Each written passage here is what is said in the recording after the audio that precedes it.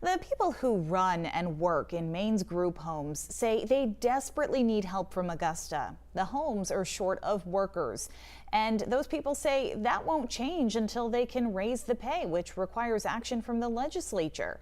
News Center Maine's Don Kerrigan has this story. It's work you don't do for the money. I really fell in love with the job. Just ask Emily Huber.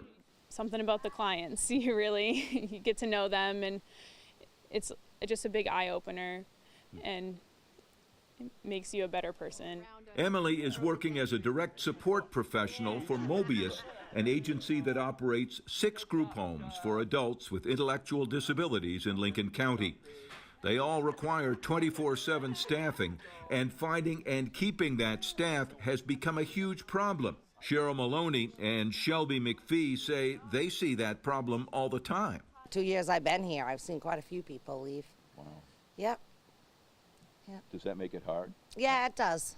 We just lost 3 staff in the past week in our home, in our one home that I work in.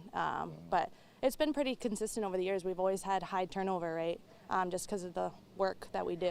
What'd you have for dinner? Nothing. The work is demanding and very personal and does not pay much, which is a big reason Mobius and other agencies can't recruit new workers. We're at a crisis level. We haven't reached this point before because we've always had applicants, and there are no applicants. Pay levels are set by the state's Maine Care program, where the money comes from, and starting pay is minimum wage, except that the state hasn't even caught up with the current minimum. They only give Mobius $11.25 an hour. The rest is made up from other programs the agency runs. Rebecca Emmons says low pay is a prime reason staffing is down 28% since before the pandemic.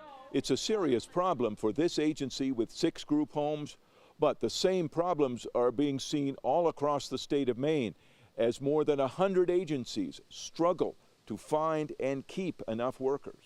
We are seeing a collapse and closing of group homes and services throughout the state. If not now, when? A week and a half ago, the statewide Association for Direct Care Workers held a rally in Augusta to call on the legislature for help.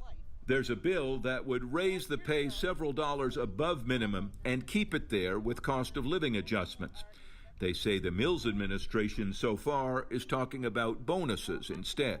Bonuses are helpful, but they are not an increase in reimbursement rates for wages. At this home, a resident named Rick asked us if we knew who would be coming in next to work.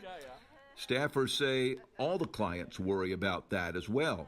Rebecca Emmons says she has had to warn 10 families that if staffing at certain homes drops any more, the families will have to come in and take their place.